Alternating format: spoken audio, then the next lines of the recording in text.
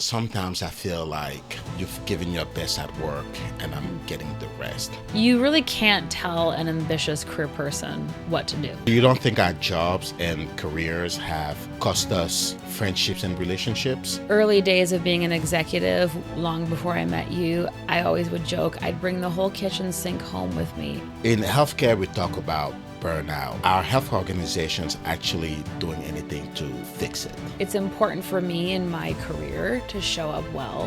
What does that look like at home? You think our careers have made our marriage harder? But when someone at the bedside says something like, administration doesn't care about us, how does that make you feel? If people would have listened to us, they would have been like, these people are ridiculous. And I think it was related to work stress. Has our ambition been good for our marriage? Knowing everything that you know about being married to an ER doctor, will you still marry one? Burnout is something we talk about all the time in healthcare, but we usually talk about what it does to us at work. We don't talk nearly enough about what happens when we bring it home. In our house, healthcare is basically a family business. I'm an ER doctor. My wife is a healthcare executive. We're both busy. We're both ambitious. And sometimes we're both exhausted. So today we're getting a little personal. We're talking about burnout, marriage, bringing work stress home, whether our family and friends actually understand our lives, and the big question, knowing what we know today, will we still choose these careers and will we still choose each other? Let's get into it. Well, today I have the one, the only, the wife, Bae. How are you, baby? I'm good. How are baby, you? I'm doing great. You've been trying to... You've been up here all night. I mean, all afternoon. You've been up here all afternoon. All afternoon trying to... preparing me. For you, like I've been doing my whole life. Well, babe, you've been trying to get us to do this show, talk about burnout for a while now, for several weeks now. Can you tell us why you wanted to do this? I think that we might have a unique perspective on burnout, in particular physician burnout, with my career and your career. So I thought it might give an interesting twist or spin on the topic for people. Well, we're going to start from the top. Are we burnt out right now? You are. What makes you say that? What makes you say that?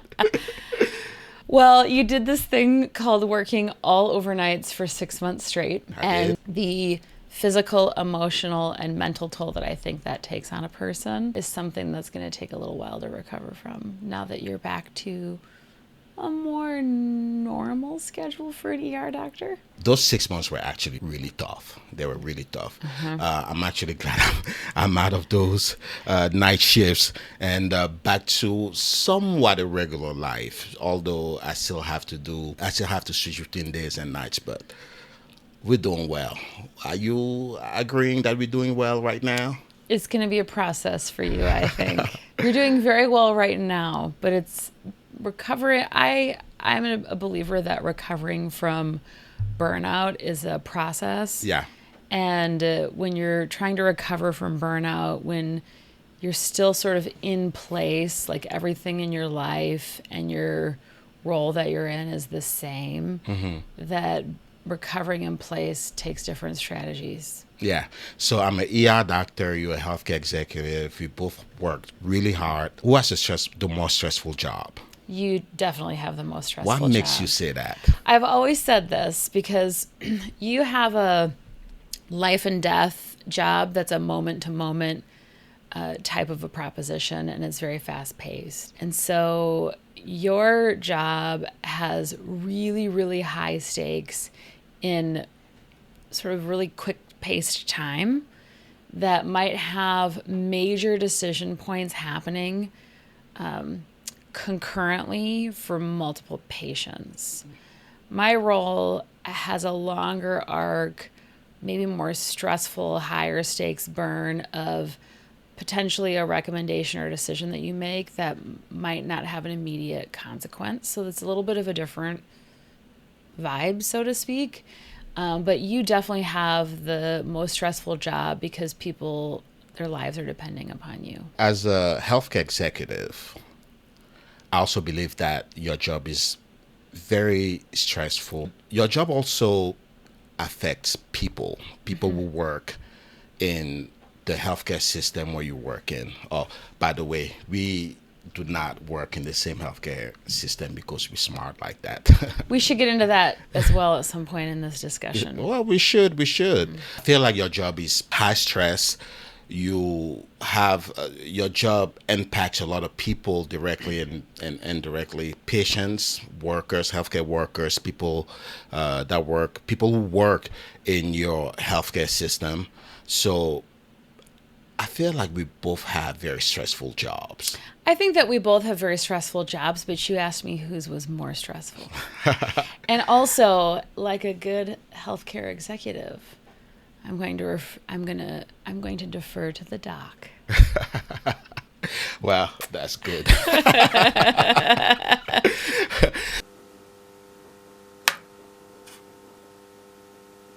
Another question that I have for you, baby, is who do you think brings more work home? Definitely me. You think so? Yes, definitely me. In a way that, like, tangible work, for sure, me. Yeah. You picked a specialty that I remember when we first met and you were talking about. One of the factors of picking emergency medicine is it's defined. You don't have a patient panel that follows you home. You don't have a call schedule that follows you home. You go and you do your 12 hours and you see all of those patients and their families in the ER, which has a whole different level of grind to it and stress that I could double click on all night. But when you leave, you can really try to leave the actual work. You might not be able to leave it physically or emotionally, but you're not really bringing work home, so to speak. Most of the time. You've gotten smarter about not leaving till your charts are done. So you when might... I can, because sometimes it's just impossible. Yeah, but I mean, you might like stay an extra hour and a half to finish charts versus bringing charts home.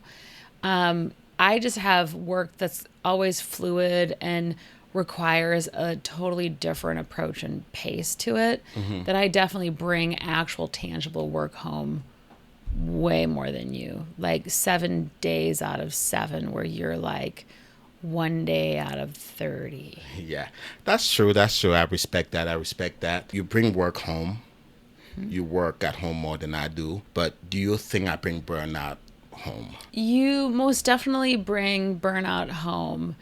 And I think that's where anybody that is married to a physician needs to read and educate themselves on helping them with burnout and being supportive on strategies to avoid burnout, strategies to mitigate it or to recover from it. So you definitely bring the burnout home with you. And there's different things that might come to pass where I can tell that you're maybe feeling burnt out or you need some strategies to help just get a little bit of a fresher take. What's the thing that I do that makes you think, yeah, he's definitely burnt out? You get very vocal about being irritated about things that don't make sense or they're very inconsequential. They always make sense. Inconsequential. That's some of the stuff that you do. Okay. You're laughing so. You're like super mad about the kitchen sink or something like that. Like, yo, like half those dishes are yours, bro. Hey. We're not being judgmental here today. We're just chatting. You're just chatting. Do you think our careers have made our marriage harder? That's a great question. I'm going to say no. And the reason I think that is because we are both doing things that we love tremendously. Yeah. We get a lot of fulfillment from them.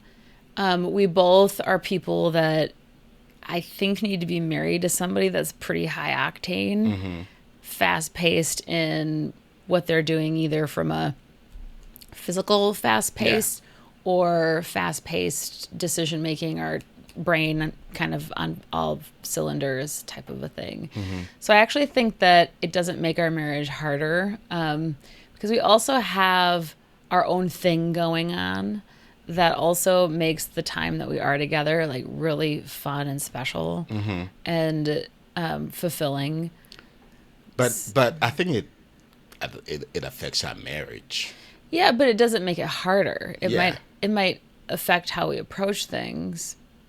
You don't think who are not who are not in that position have a easier marriage? Well, there's always stress, so what version of it? Well, You know what work I'm stress. saying? I mean, Yeah, but I'm just saying, like, these are our careers and these are the things we've chosen to do. So I don't think that other people have an easier marriage. They could have other issues going on or other challenges. These are just our challenges. Yeah. And what I would say our challenges is conflicting schedules a lot, really high demands, sometimes moving us in opposite directions. Those are some of the things that are challenging. Kind of being locked into schedules when you're working an ER shift, you can't leave. There are days when I cannot leave what it is that I'm doing, and I might not be able to leave until I wrap because I have an evening commitment where I'm locked till 9 o'clock. That doesn't give a lot of flexibility for the life stuff to come into play, which can get very challenging. Cessna and Blue are, little Weimaraner puppies. They're not teenagers that could like run us something to work. yeah. Well, it doesn't make our marriage harder, but definitely challenging. And I think for other marriages, it could actually, our jobs can actually be the downfall. Oh, Of I certain think for marriages. sure that for some people, our careers together could make it very difficult to stay connected and to remain married. I think that you and I, having met later in life and having more intentionality, for me, I feel like it makes it exciting and it makes it very a very meaningful dialogue. But have you ever felt that I left the best version of me at work and came home and gave you the rest? Well, I think we all do that to a certain extent, no matter what career that you're in. Every career and vocation can have its demands where you just come home and there's not a lot left in the tank. Yeah.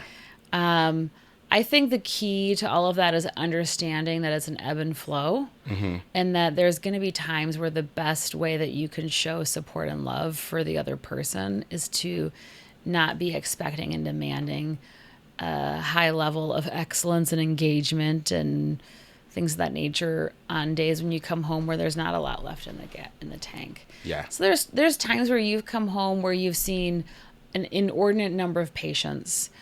You've had a lot of complex cases. You've had tough cases. You've had tough families. And you might tell me, I am so tired. What a day. I need to go take a shower. It needs to be an early night for me.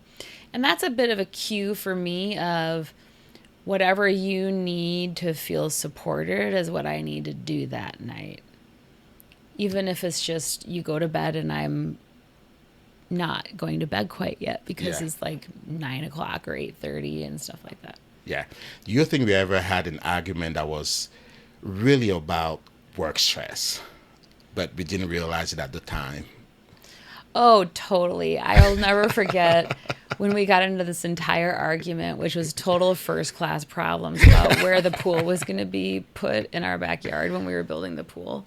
And we were like, totally, if people would have listened to us, they would have been like, these people are ridiculous. And I think it was related to work stress. Who argues about where the pool is going to go, darling? But I have to add that we placed the pool where I wanted it to be. And it was brilliant. And it was brilliant. You were right. You were right, doctor. I'm always right, even when I'm wrong. I would like to just take a little bit of a moment to bring a commercial into this. This is a Kouandjio water mug. Shout out to my brother-in-laws, Ari and Cyrus. It is an OU-DNA mug with the word Kouandjio on it, with the name Kouandjio on it. I cannot run a show with you.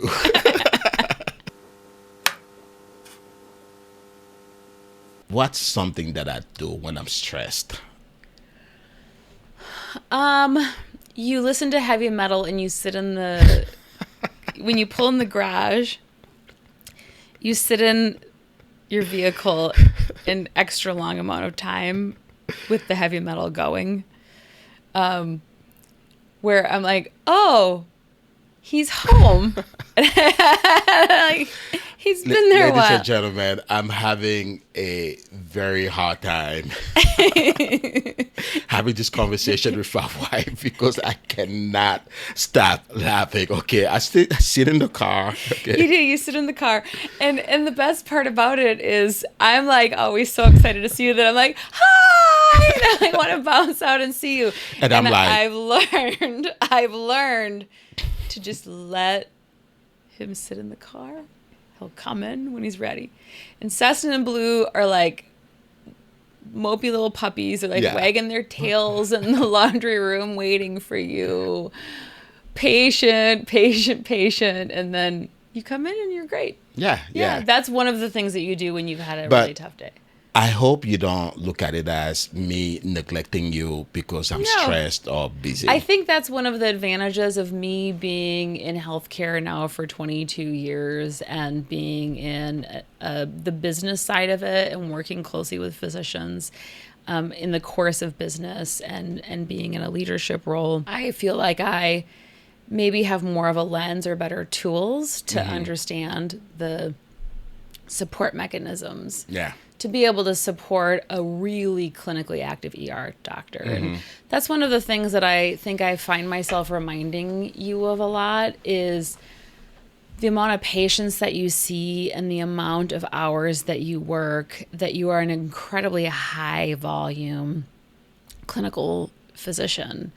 And it can sometimes be easy to miss, especially for maybe our friends and family, because it is shift work. So you might be home on a Tuesday and a Wednesday hanging out in our pool, and people might go, oh wow, what a life. But there might not be this sort of calculation of the cost of that from just a straight up patient visit volume perspective. When you take the amount of patients that you see and you back it into a outpatient clinic practice, it's a little bit jaw-dropping how many patients you see a month. I think the advantages of you being married to a physician pretty much mirror the advantages that come with me being married to a healthcare executive, because yes, sometimes I feel like you've given your best at work and I'm getting the rest.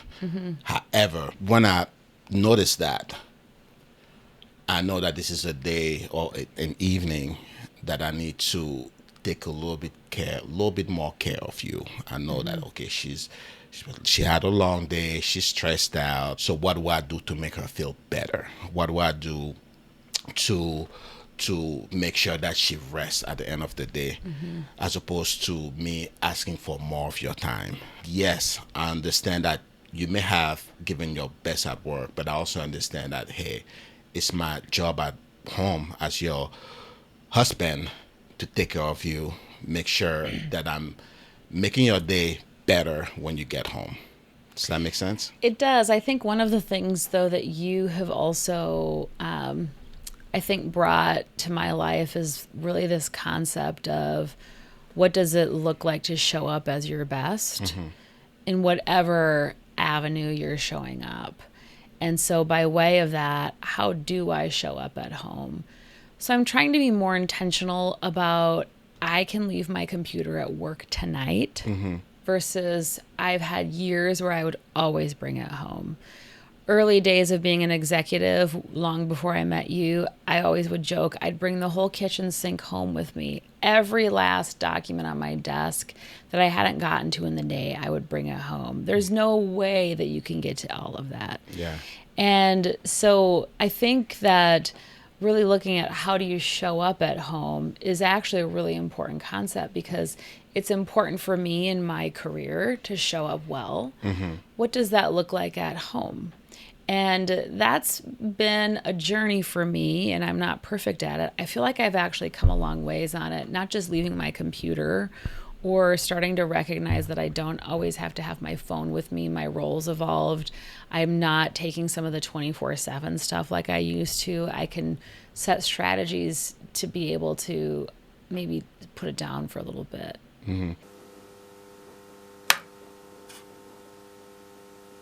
It's pretty clear that we understand each other and our jobs, but do you really think our family and friends truly understand what our lives look like and what we do for work?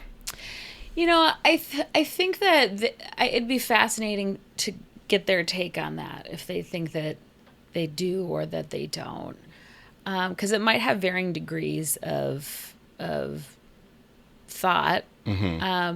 They might be looking at us going, how do they keep it all together? Yeah. Who knows? I do think that one of the things that is a nuance that makes you and I work really, really well is, yes, we understand each other's job, but I don't identify you as a physician hardly ever. And I'm not an executive to you. We're each other's person. Yeah.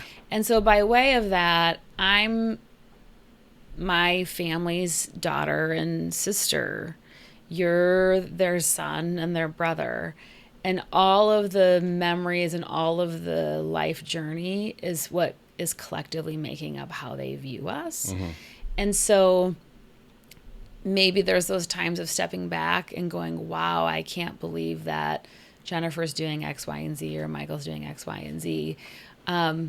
Where people go, wow, that is really quite something. I'll never forget people in your family and mine asking, like, do you do sutures? Yeah. What's you do a chest tubes? Like, how do you do a chest tube? Or people, saying, gosh, like, so-and-so and some kind of a big position. And my family kind of having that moment where they're not surprised, but just, I think, proud, right? And so I always want to be my father's daughter and my mother's daughter and my sister and brother's sister. And so I don't necessarily want them to be like, oh, you're in this big role or whatever. Yeah. But also I think there is times where we really need support. And so having friends and family that sometimes get like how much of a pull our careers have with us is very, very helpful. And we definitely have some friends and family that understand it and I feel like really show up for us. Yeah, it's very helpful. And I think it also helps our relationships with those people, because I feel like the more they understand, the more grace they give us when we're not able to show up for events or be there sometimes when they need us, which is Challenging a and hard. little challenging and hard, because here we are taking care of A lot of people. but we don't actually care for people. Well, let me not say it that way, because we do care for those people, but sometimes we don't show up for them when they need us. Yeah, I mean, I think one of the things that was an interesting eye-opener in reality for me is having been in leadership roles in healthcare and being in executive roles before I met you, you can take time and your work is so fluid. That's why sometimes you're bringing it home at night or on the weekends. And that sometimes having that like bigger grind allows you to say, yes, I'm going to take off on a Friday and I'm going to go to that family event that I have to fly in an airplane to get to. I think the thing that's been more eye-opening to me, in particular for an ER physician, is that it's hard to leave. And it's not because you're on call, it's because it's 12 hours. Yeah. And you can't run the risk of not being able to show up for that shift because that person that you're relieving has already been there 12 hours. Yes. And there's patients and they're rolling in the door and there's a shift transition. So if you have a weekend off, it might be that you get done Friday at 7 and then you have to be there at 6:45 a.m. on Monday morning. You can't travel on a weekend like that. You actually have to be home. So I do really appreciate friends and family of ours that have recognized that just come to our house. They might hang out and know we're not going to be around the entire time, but Yeah. they come and we want to share our lives with our family and friends. So come hang out, and stuff like that. That's a lot of fun, actually. And I feel like it's usually when they come to our house that they realize how busy and how demanding our careers and lives are. Yeah, I mean, huge shout out to my dad and my stepmom. They came for a little over a week a couple years ago, and they saw us to and fro, and it was over a holiday, and you were working some. And they decided to leave a day early because they realized that we hadn't had any time together, really. They're like, we're going to leave so you guys can have all day Sunday, just the two of you. And we would have loved to have them stay, but the fact that they actually brought that up and said something was so special. And it was one of those moments of like, this is a support from our family. I just hope that we support our family enough in return. Have you ever felt guilty for missing a family event? Absolutely. I've had to have my times of reminding myself, especially having located where we're at and being away from family where there's not family in town, have had to recognize that sometimes it's just logistically impossible. My mom's, cousin, who was like her brother, who is by way of that, like my uncle, really, really close forever. When he passed away, there was no logistical way I could get to his funeral, and that really hurt my heart. And there's moments like that all the time, going to nieces and nephews' school activities and their plays or their musical things or their sports. And, for us, we have a lot of challenge because everyone's spread everywhere. Yeah. And missing those events could have a big impact in our relationships with those people, right? They can, or here's what I would say is every decision of a 5-minute phone call or going to something puts like water in the cup, so to speak. It goes a long way. But also recognizing too, when you're making those efforts and they're reciprocal, right? Yeah. So, it meant so much to me to like be able to have your mom and your dad at different points in time at our home for a solid week, and just to get to like enjoy time with them. Those are big milestone moments. Yeah. But even something as simple as the family text thread and sharing photos, or the quick 5-minute phone call goes a long ways. And you feel like you're missing out on things, but they're also missing out on things too. So like we're all missing out on things. It's probably what happens with modern families that have spread all over the country or all over the globe even at times. Yeah. And so there's always that natural human nature to drift when you're not in proximity to people. I don't think that has anything to do with our jobs. I think that's a natural thing. And what are the connection points that you can do to remain together? And, it's stuff like we had a couple of really, really dear friends of ours that really went out of their way and made our wedding. And that fused like more relationship in ways that's been really special and beautiful, because they were able to make it. We have other friends that weren't able to make it, and we've caught them other times in different ways where we still have those fun, special things. So it really is this ebb and flow, I think, of life around friend and family relationships that, sometimes jobs make it harder, but everybody's got hard stuff. Sometimes it's hard to do that when you got, for my sister, 2 high school kids. Yeah, yeah. So you don't think our jobs and careers have cost us friendships and relationships?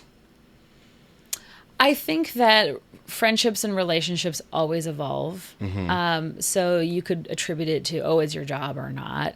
But I think that they always evolve. So there's so many factors that you're a scientist. There's no control. I am.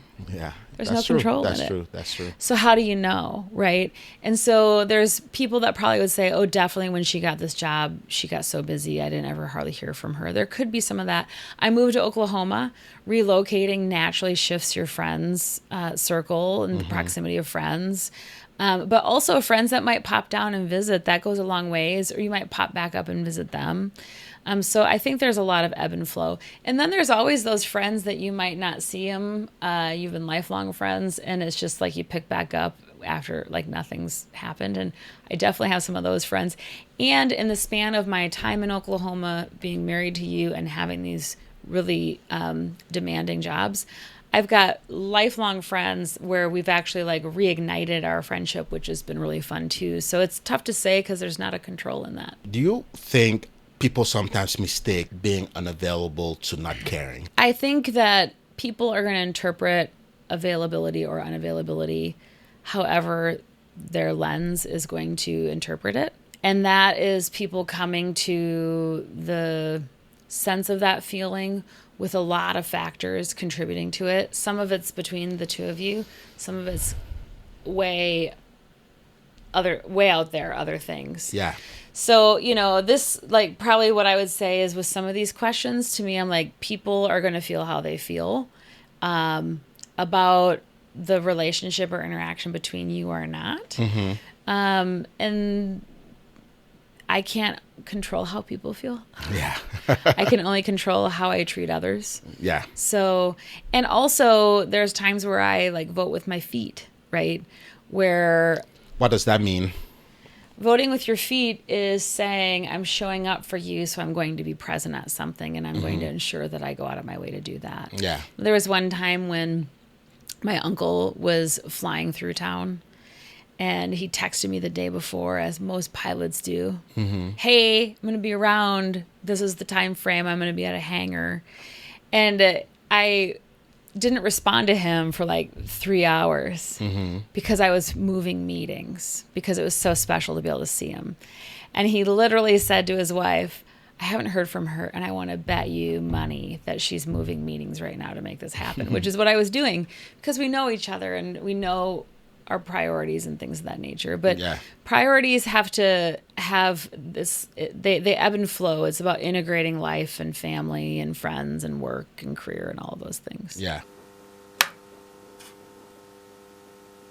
You're a healthcare executive, right?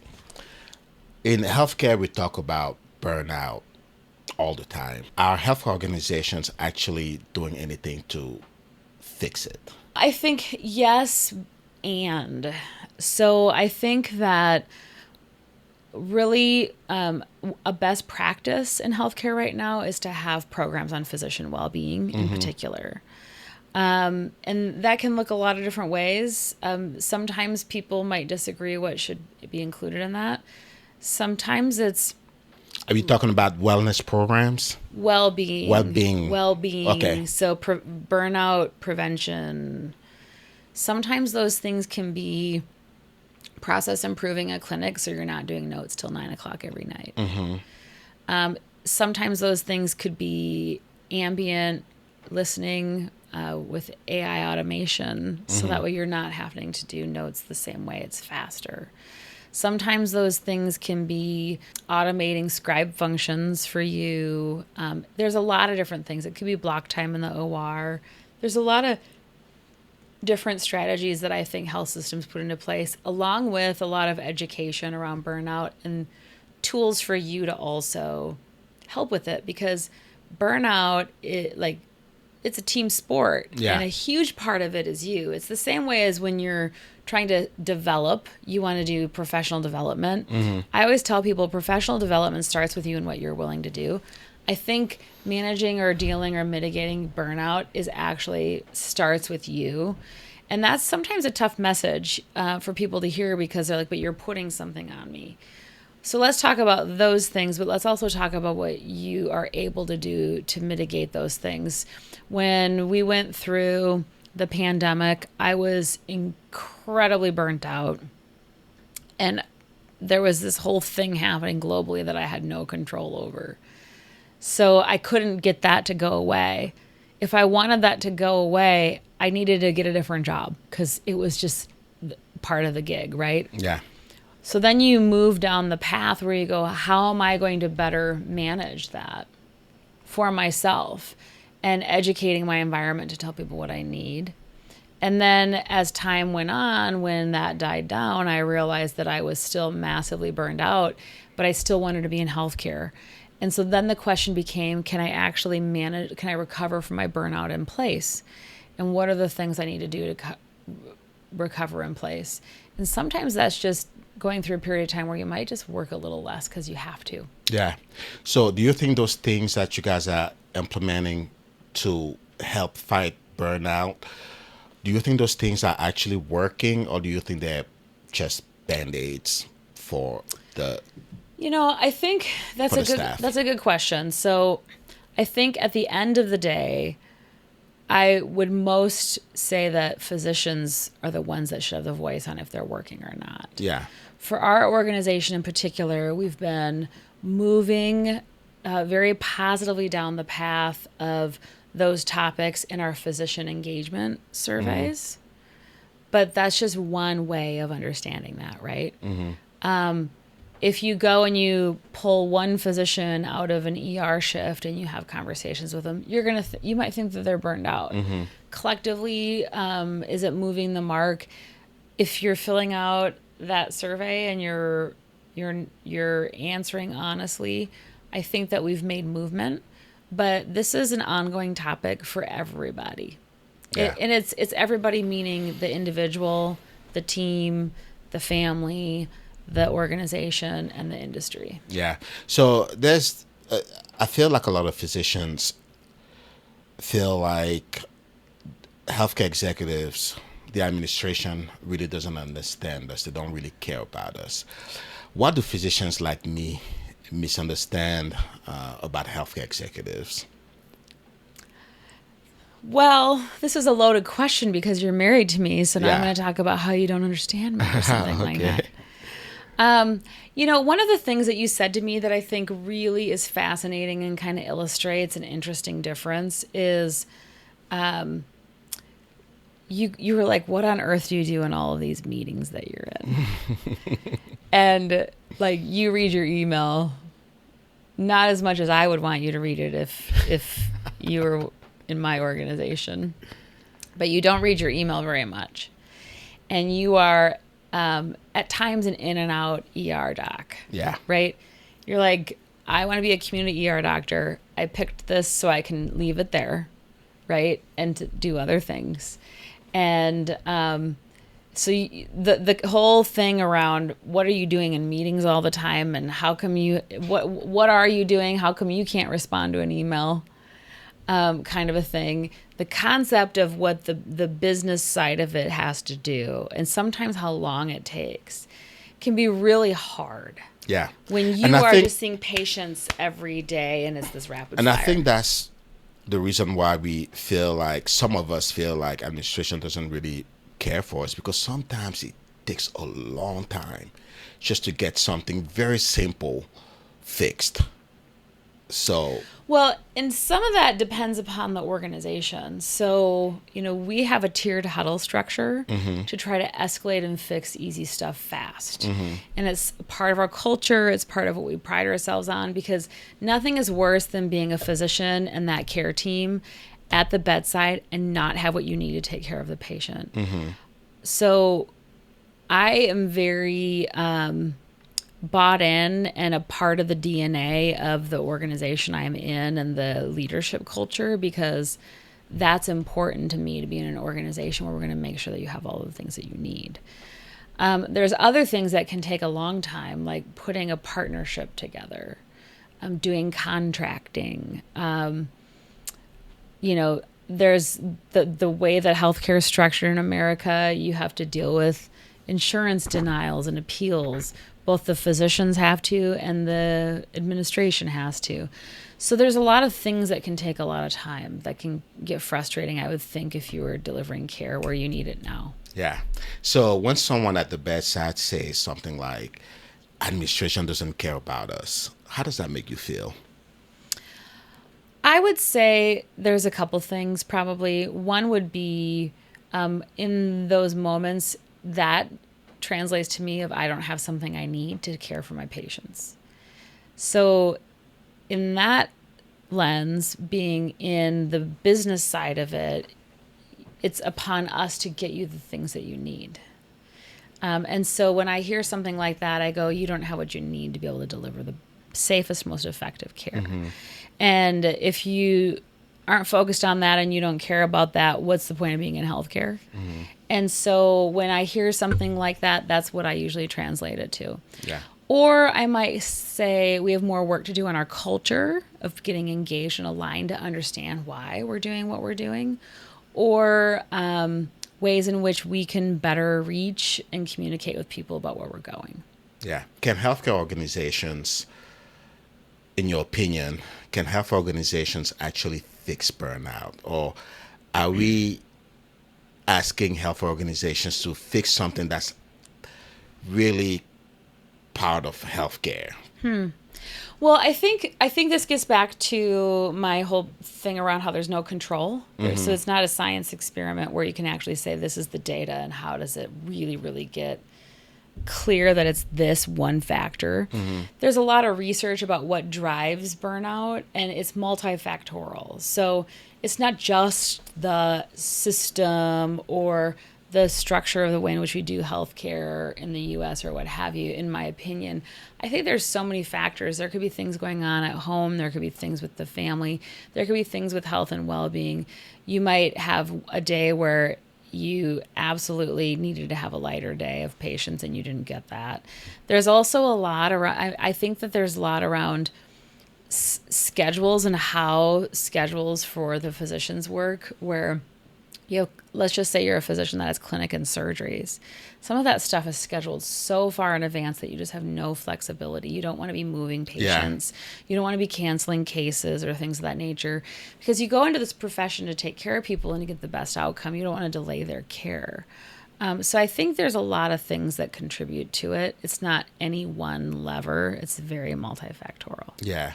So does being married to an ER doctor change how you make decisions as a healthcare executive? It definitely is a lens that comes with me everywhere, that gives me a lot of insight. And so I would say that for me, prior to meeting you, I always really wanted to make sure I was heavily aligned with the physicians.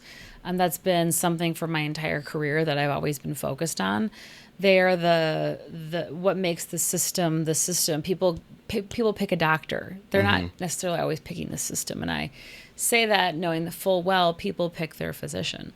And so I've always had that lens of staying close to that mindset and understanding. It's your medical license. That matters tremendously. I'll tell a quick story from my last organization. One of our physicians, it predated me being there, but he was extremely upset about something that had happened in the good old-fashioned Yellow Pages once upon a time. And there was a transposition of his name. And the Yellow Pages didn't do proofs, so the team could have never caught it.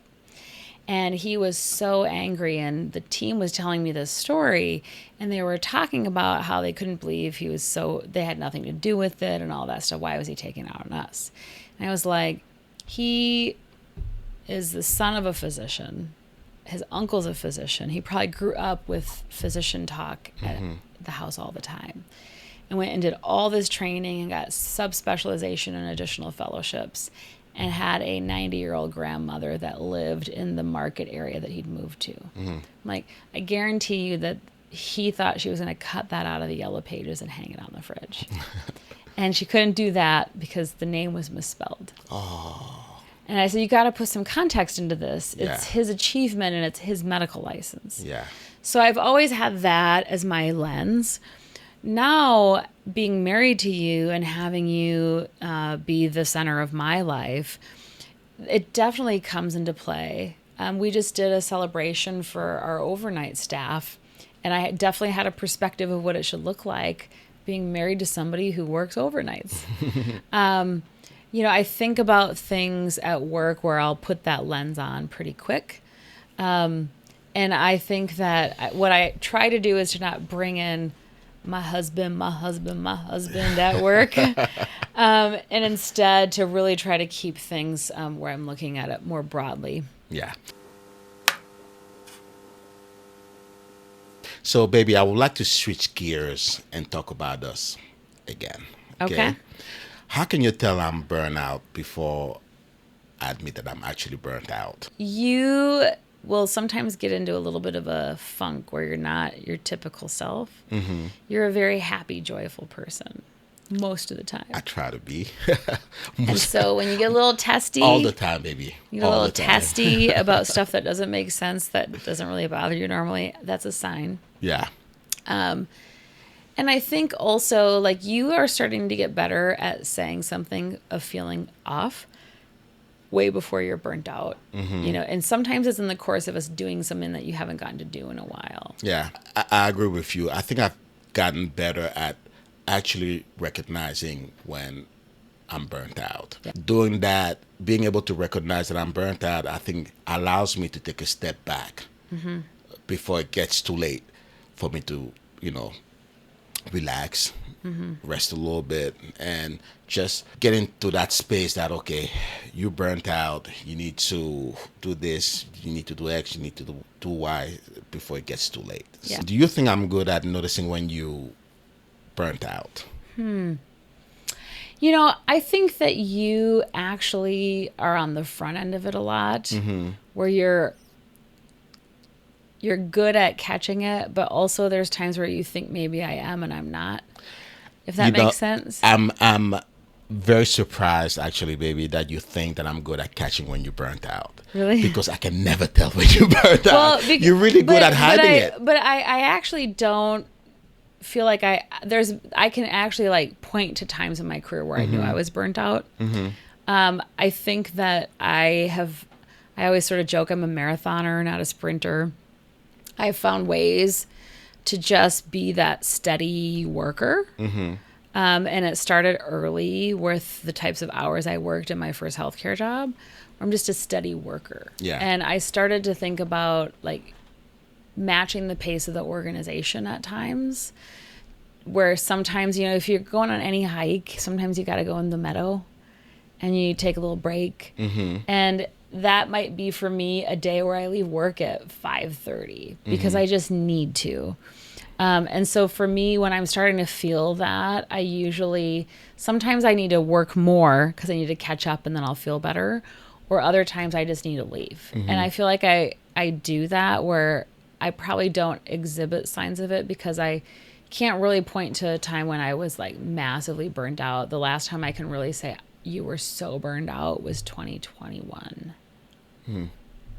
That's a long time ago. That's like 5 years ago. That's pretty good. Made of steel. When you realize that I'm struggling, what do you do? Sometimes I give you space. Sometimes I suggest things. I never tell you, oh, you're this, that, or the other, because it's a surefire way to have you just be really mad at me. So sometimes I'll suggest things like you should go upstairs and drum. Or what are you about taking the pups for a walk? Or things like that. I'm try to always be supportive when you want to like go somewhere and see friends and you just want to go by yourself. So that's stuff like that. Other times, I think what I've noticed is that I think when you get burned out, you need a little bit more breathing space more than anything. When you're overwhelmed, do you want me to help you solve the problem, or do you just want me to listen? Just listen. Because you can do it all by yourself. You can solve it by yourself. No, it's this thing of like you're processing it. So when I'm overwhelmed and I'm talking about something or I'm frustrated or I can't, sometimes just talking about it out loud processes it so you can move on from it, or you can pick it up later, or you might come to a conclusion after you ruminate on that conversation. Versus I'm not looking for anybody in my life to solve it for me. Yeah. So what happens when we're both overwhelmed at the same time? The house is a mess. And the puppies stink. There's poop in the yard and there's holes everywhere. When you're screaming and yelling about holes, I want to say screaming and yelling. When you're articulating your incredible I do frustration. yell Not about at those- me, like in general. Yeah. Let's be clear about that. Yeah. But I'm like, he is tired from his day. But when we're both running hard, the house can sometimes look like a tornado's run through it. What do you think I can do better when I'm overwhelmed? Oh, I think that everybody's burnout management has to be stuff that is for them. Uh-huh. And so to me, like, you really, I think, have a lot of interesting things that you love to do, and really giving yourself permission to spend time on it. Okay. You know, one of the things I love is when I see you jump into the pool before you go on a night shift when I'm at work. I'll get this little notification that someone's in the backyard. I think it's the dogs, and you're actually in the pool. Stuff like that, where you just enjoy the little things. Sometimes you don't drum a lot, and I can tell, like, why aren't you doing that? Because it's a big source of, like, burnout Stress relief. Yeah. Being creative for you is something that really helps with burnout. Doing stuff like this show. Yes. Making videos. I think all of that stuff. Yeah. Yeah.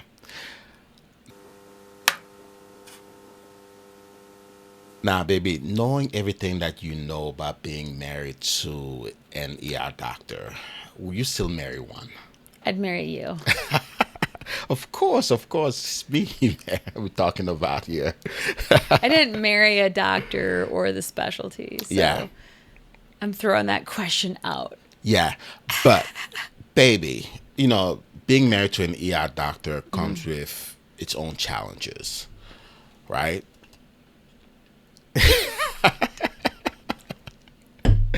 It does. Yeah. So if it wasn't Michael Kouandjio you were going out on a date with, okay, and the person told you, "Hey, I'm an ER doctor," would you consider marrying that person? Well, you're getting into my whole thing I told you when I first met you, which was that I was never going to date a doctor. And if I was going to do it publicly, it would be one time in my entire life.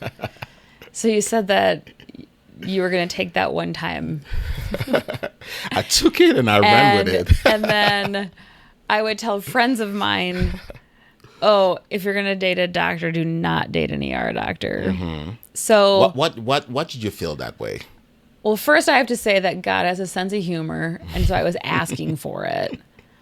The reason I said that was because it's shift work, it's holidays, it's weekends. You have no flexibility to leave during that period of time. It's, you know, it even like you say, there's an element like being in the ER can be dangerous, like what's coming in. You know, there's so much around that topic of weapons detection and safety and security. You're working overnight. I remember one time you saying that somebody had like a gun on their hip when they went into x-ray, just all of that stuff. And so I think that was why I was like, that's totally a specialty. That would be really hard. Yeah. You know, and I think about it, like we talk all the time, like, are you going to try to be off around Thanksgiving or Christmas? Because you know that you can't have both. And being off doesn't even mean like solid holiday. It might mean that you have the Saturday after off, but you worked overnights leading up to it. So you're sleeping that Saturday. Yeah. So I just knew that was part of it. And so I was like, that's not ideal. Yeah. So would I still marry a healthcare executive? I think people like us. Yeah. I think it requires special people to be able to keep up with people like us, to keep up with our careers and keep up with our jobs. Would I still marry a healthcare executive? Yes. Because That was I a feel good like answer. That was a good answer. I don't want people to think that we think we're these special, unique people and nobody can be us. But what I think you're trying to articulate is that there's a reason why both of us were single when we met each other at 40. Which is both of us super intense and super high octane. Yeah. About everything. Yeah. We live life in technicolor. Yeah. Everything from our friends to our family to the way we put our home together, our career, everything. Yeah. And so I think what you're trying to articulate is that you needed somebody that was sort of matching the high octane nature of what you were doing. And I did too. Exactly. And exactly. Also to have the same amount of like fire and passion and all those things. That could have been any career for whoever I would have wound up with.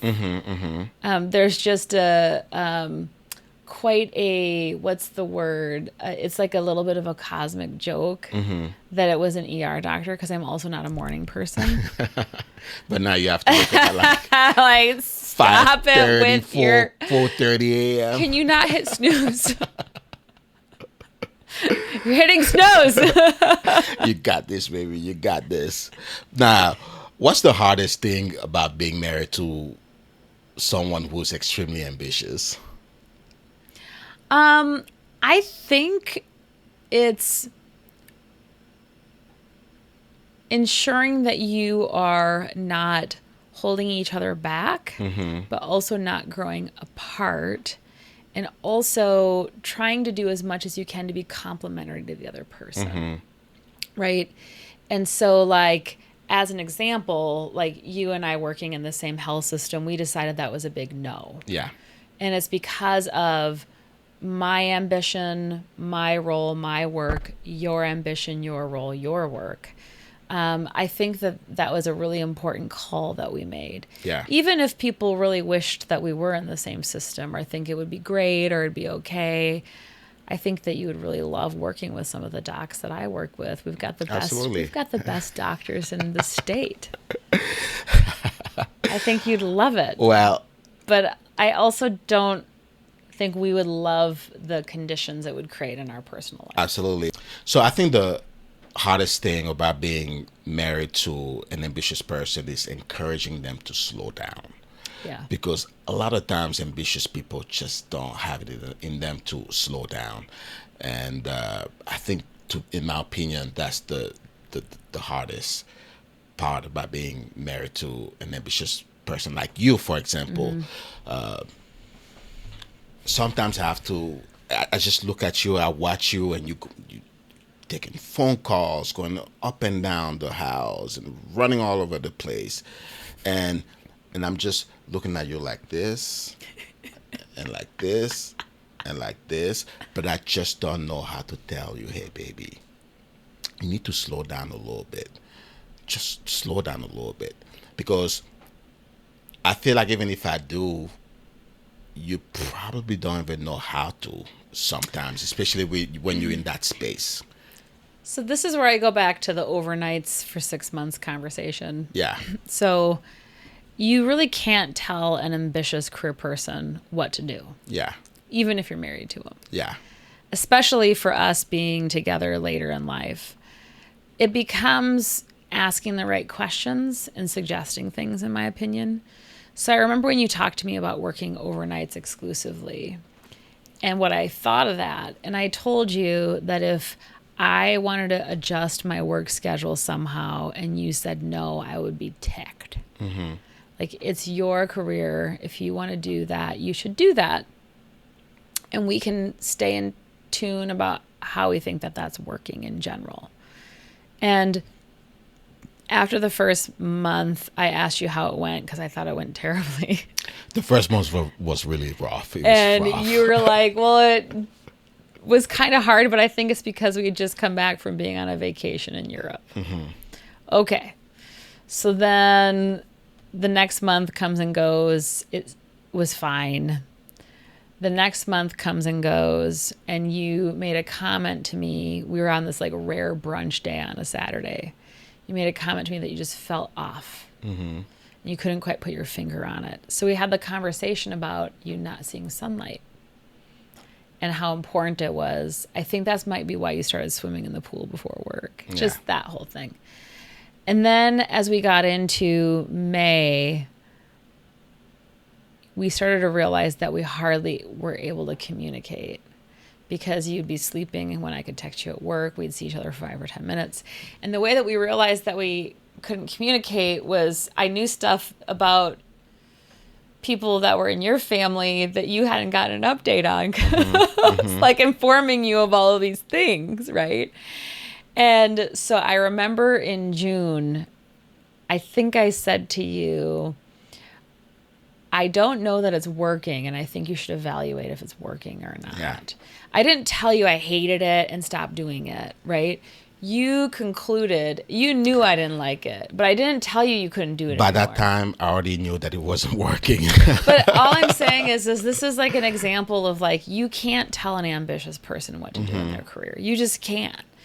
And so if you're married to somebody that's ambitious, or you yourself are, you have to have a self-awareness of what your spouse is asking you. You know, there's times where you're like,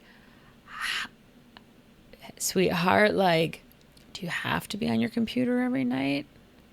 That's you asking me a question where I'm like, wait a minute, do I have to be? Actually, I don't. I should pick a couple nights where I leave it at work. I have to be aware versus you saying, I don't want you to be on your computer every night, right? I'd be like, excuse me, but I've got stuff I'm doing. And so I just think that that getting your spouse to be willing to adjust is way more around suggestions and conversation. It might take longer. Yeah. Has our ambition been good for our marriage? I think for sure. 100%. Yeah, don't you think so? I mean, I'm pretty happy. So am I. So am I. But have you ever thought that we can keep living this life at this pace? Yeah. I think it's interesting because I actually have had those moments. First, I've asked this question, and my mom's actually asked this question and sort of stated a very subtle opinion of, I don't think you have enough support at home with the level of demands that you all have. And that was a really fair question, like comment she made last fall. And so then I was like, do we have enough support at home? Are we trying to do too much? And there's a balance there, right? And so I think that there's sort of that angle of, do we need more support structure to do this? But there's also that thing of like, how long are we going to do this? Like this much demand. Yeah. How long can two people being married to each other sustain that much demand? Yeah. And I do think that there's probably a time limit on it. And we'll know what that is when we get there. Okay. Well, if I came home tomorrow and said, babe, I'm quitting medicine, I'm leaving the ER, what would you say? Well, I think you actually said two different things, because quitting the medicine and leaving the ER are two separate things. Okay. So are you quitting medicine or are you leaving the ER? Let's say quitting the ER. If you were quitting the ER, I think I would probably say, gosh, you love it when you're not in a high volume, high demand scenario. Do you think that you might still want to do it a couple of days a month so you can just get the medicine in? Because you love the medicine. Just get my fix. Yeah. Yeah. And like, what are you going to do that's high octane that's going to have you not drive me crazy? Yeah. So if you told me that you were quitting the ER, I would actually probably be suggesting that you stay and do a few things. But also, I obviously know you really well, so it wouldn't surprise me, because I think that there's a lot of things that you're interested in doing that is medicine, just other types of things. Yeah, absolutely. It's partly, and you have this beautiful benefit of being a family medicine boarded, ER trained doctor, so you have some flexibility there. After everything we talked about, baby, why are we still doing this? Doing what? Medicine. Why are we still... Oh, why are we still in healthcare? Yeah. Well, why are you still in healthcare? Well, I'm still in healthcare because I really love the medicine. You just mentioned it. I really genuinely love taking care of people. I love the medicine. I love the I just love knowing that I'm making a difference on someone's life.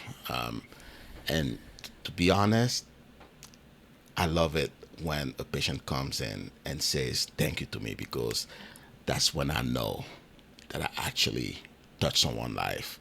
So I don't want to miss the thank yous, and I want to keep, Yeah. changing lives. So that's why I'm still in medicine. What about you?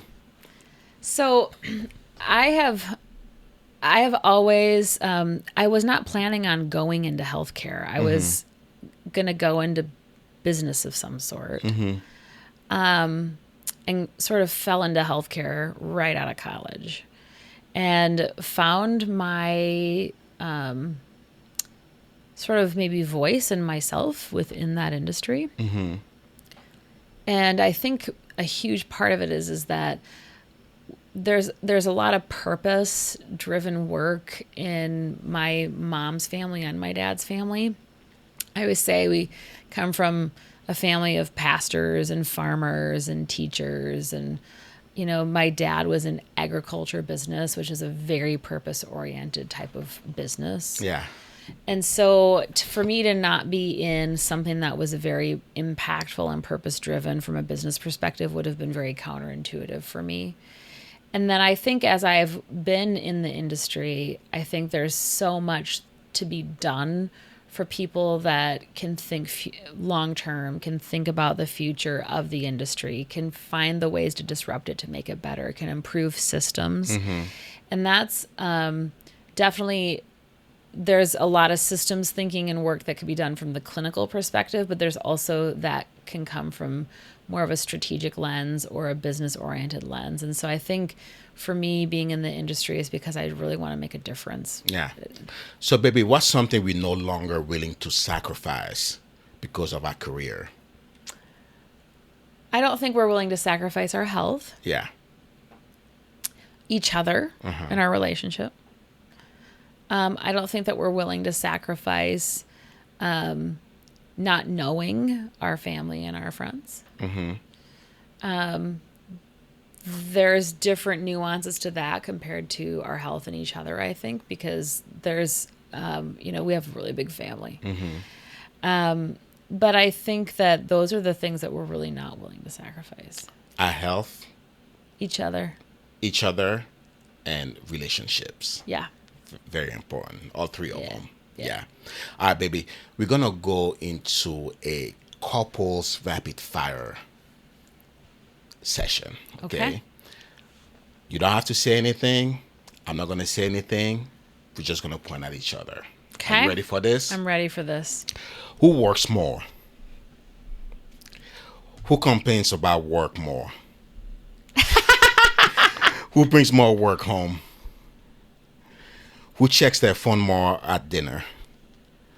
Who is worse at taking vacation? Who gets grumpier when they're tired? Who is more stubborn? Who's more likely to say I'm fine when they're really not fine? Who's better at recognizing when the other person is burned out? Who apologizes first? Who would quit You healthcare didn't say first? me. Okay, what's the next one? Who would quit healthcare first? Who's more difficult to be married to?